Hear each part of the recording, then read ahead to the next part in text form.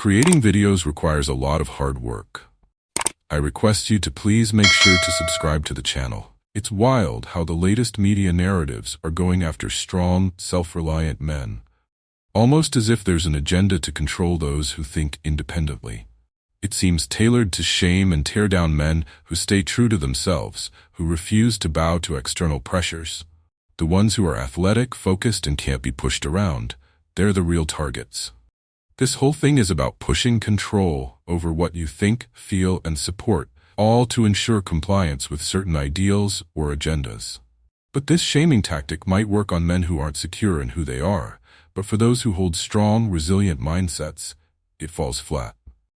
In our communities, we talk a lot about stoicism. Not just the quotes, but actually living the principles. Stoicism teaches emotional control and self-discipline, which are essential now more than ever. Yet, how many truly embody it rather than just discussing it? It's easy to share inspirational lines, but keeping a cool head is a whole different game, especially in today's high-emotion environment. Stoicism isn't about numbing your emotions. It's about knowing how to process and channel them to get things off your chest and move forward without letting negativity linger. Recently, I had a guest, yes, a female voice, on my channel to discuss issues affecting men. I was curious why she, as a woman, felt called to speak on these topics. I didn't jump in with my opinions because I wanted you to form your own.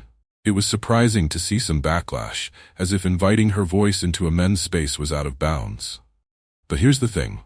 Stoicism teaches that we shouldn't get trapped in us versus them thinking. Being strong-minded means having the confidence to listen, assess, and not get sidetracked by others' judgments. Real mental toughness comes from inner peace and resilience. So let's not get pulled into divisions, but instead use knowledge and self-control as our real sources of strength. That's what living a truly free life is all about. I was genuinely surprised by how upset some people got simply because I featured a woman on my channel. It wasn't a critique, just something I didn't expect. I figured, why not let her speak and share her perspective?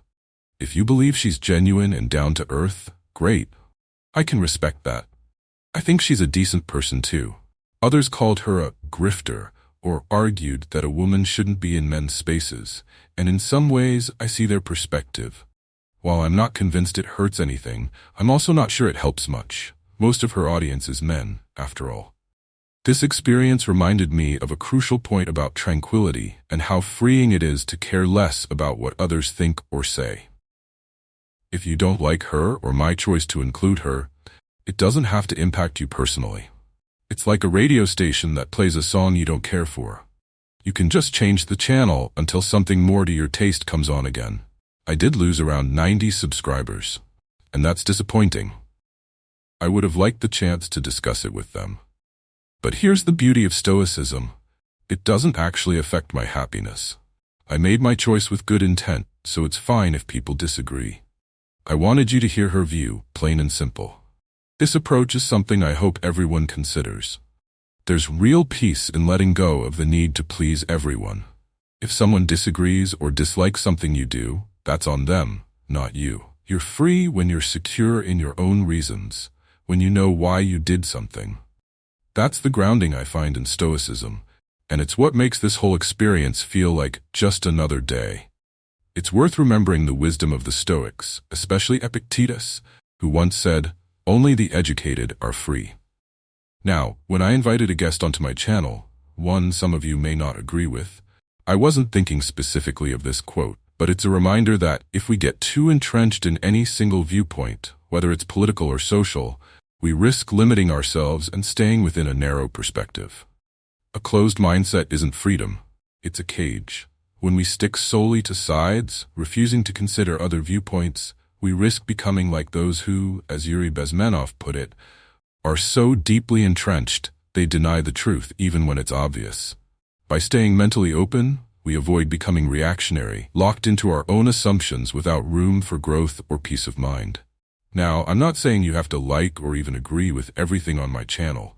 If something doesn't resonate, that's fine. I'm not here to tell you what to think. I just wanted to share perspectives and let you form your own conclusions. It's natural to have strong feelings, but it's essential to keep an open mind. An educated mind remains free and tranquil, able to hear, assess, and then decide.